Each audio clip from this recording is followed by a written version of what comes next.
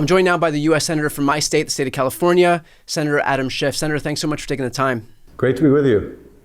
So in the immediate aftermath of the Kash Patel hearing, I do want to turn your attention to a moment that was especially striking in terms of your exchange with Kash Patel. I want you to turn around. There are Capitol Police officers behind you.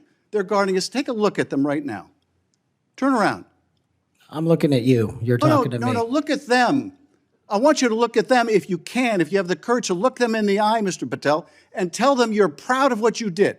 Tell them you're proud that you raised money off of people that assaulted their colleagues, that pepper sprayed them, that beat them with poles. Tell them you're proud of what you did, Mr. Patel. They're right there. They're guarding you today. Tell them how proud you are. That's an abject lie, and you know it. I've never, ever accepted violence against law enforcement. I've worked with these men and women, as you know. You glorified it in song, and I did Mr. not Patel. make a. So what did you make of the fact that he wouldn't turn and face the people who were attacked by the very insurrectionists who he helped glorify with a January 6th anthem? The same anthem, by the way, that he pretended to be completely unfamiliar with.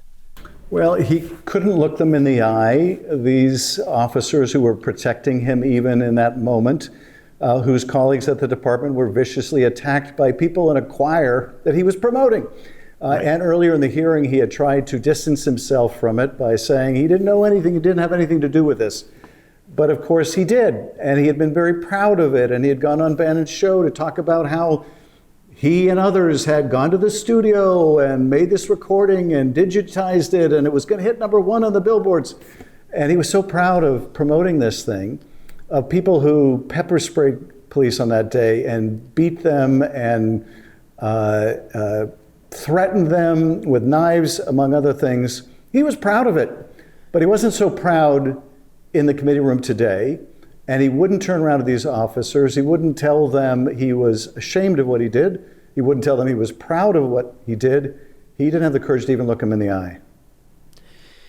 There were numerous instances where Kash Patel did appear to lie under oath, chief among them by pretending that he was unfamiliar with the January 6th insurrectionists who created that anthem, but also pretending not to know who a podcast host was, who he appeared with 8 times, refusing to answer whether or not he said he wants to turn the FBI into a museum to the deep state.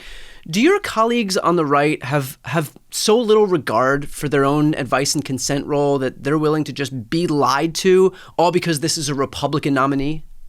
Well, I guess time will tell whether a sufficient number of them will reject this plainly unqualified, disqualified person. You know, I tried my best at the end of the hearing to appeal to my colleagues by saying, how is it that we even got here where we're considering someone so clearly unfit for this job when we've had other people like Chris Wray and others in the past who had great experience, who had integrity? How has it come to this, to Kash Patel? And the reason it's come to this is he rose with lightning speed through the first 4 years of Trump because he was the guy who would say yes to Donald Trump when everyone else would say, no, you can't do that. That's unethical. That's unlawful. I won't participate in it. I'll quit before I'll do that. Kash Patel is the guy who said, yes. What else can I do for you?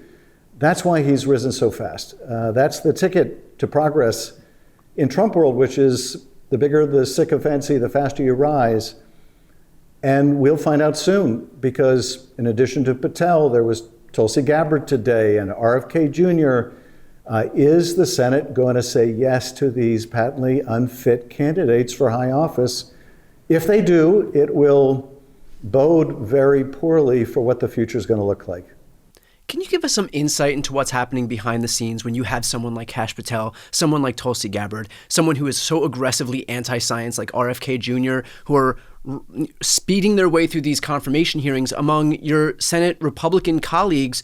Because I understand why they're not going to say anything publicly. For the same reason that these people got nominated for their positions in the administration by kowtowing to Trump, by proving their fealty to Trump, these Republicans are in the same boat. None of them want to be primary. They all know that they have to kiss the ring and grovel at his feet.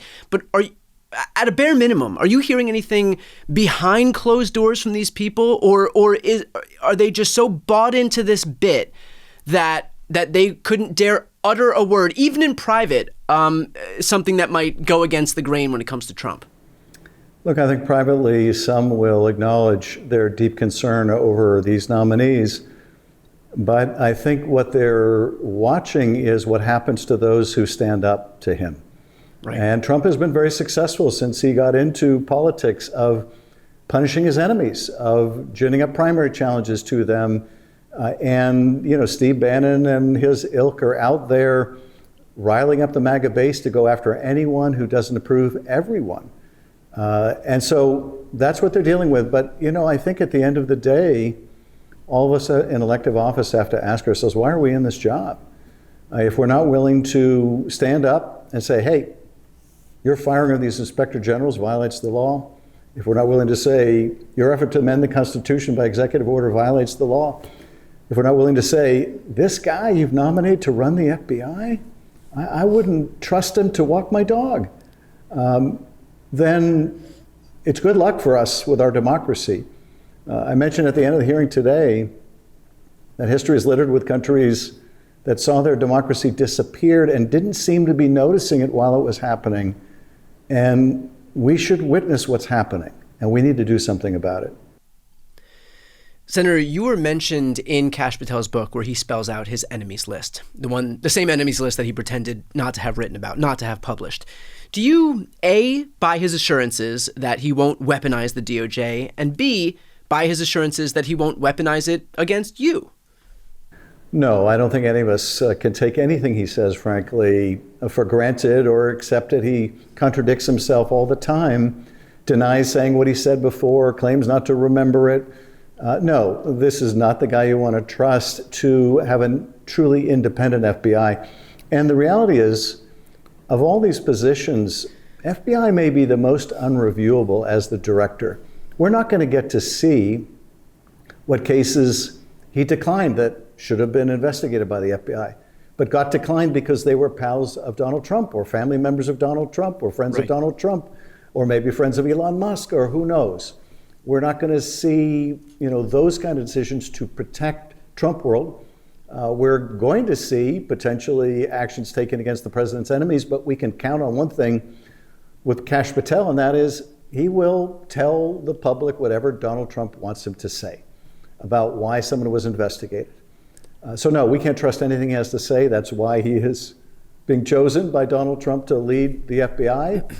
He wanted his own Roy Cohn at the Justice Department or the Bureau, and if Republicans go along with it in the Senate, he will have that at the FBI.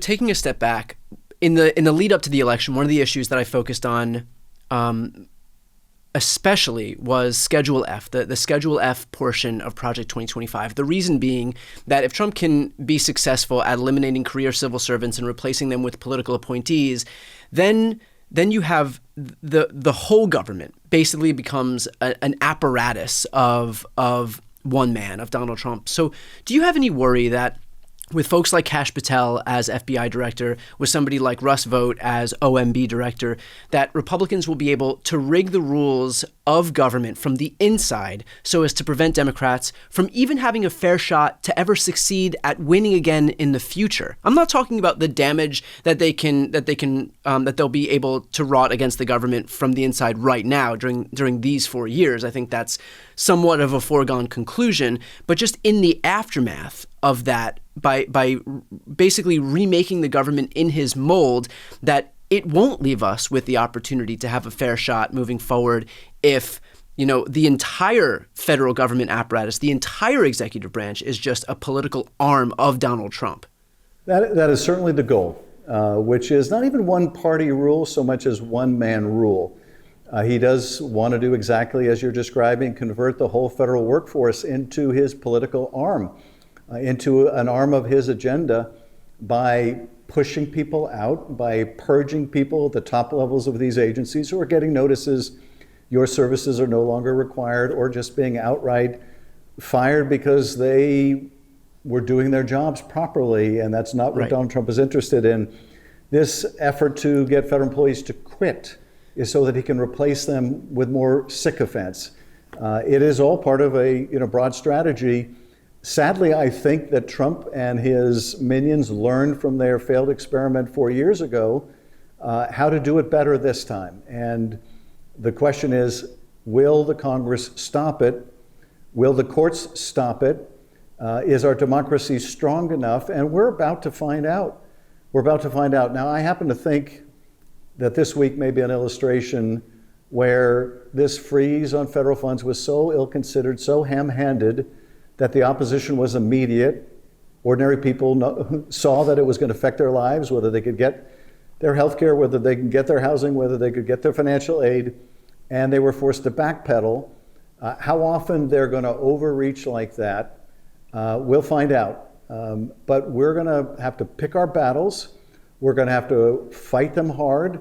We're going to win some of them. We have to hold on for 2 years until we can take back the Congress of the United States and put a real check on this rogue administration. But that is exactly what he's trying to do, is turn this into one-man rule.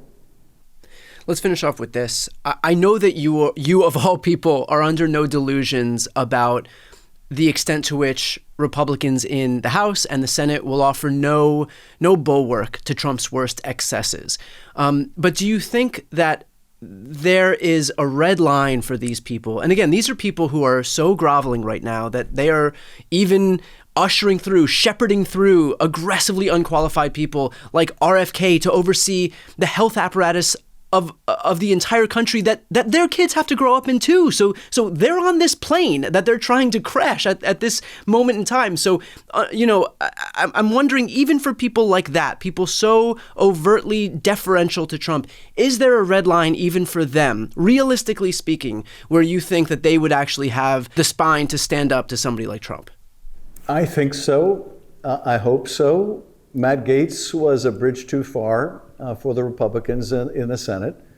I hope we see other indications that there's a willingness to say, okay, you've got to be kidding. There's no way we're going to go there. Yeah. But we will find out, what we've seen, and this is like the boiling frog phenomenon of the water in the pot going up and up and the frog not noticing that he's boiling to death.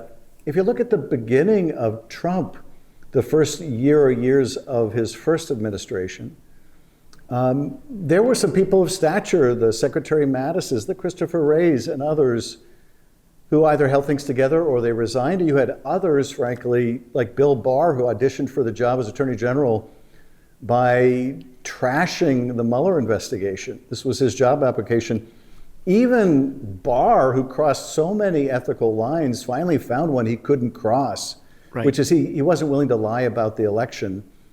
But that looks kind of quaint now. If you watch the hearing today of Kash Patel, very few of the Republicans had any problem with Patel's inability to even say that Joe Biden had won in 2020. Correct. And so the bar has gone lower and lower and lower and lower. Is there a point at which my colleagues will say, okay, that's enough to protect myself and our kids and their kids and our country, our planet?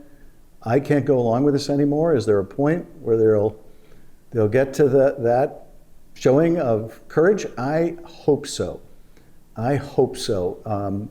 And I would be more optimistic about it if experience hadn't been such a sad guide, because we have seen the floor lower and lower and lower.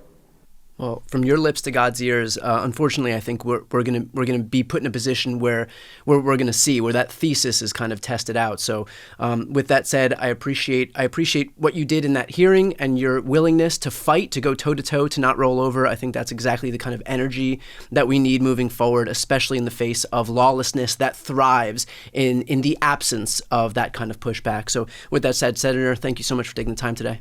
Great to be with you. Thank you for everything you do.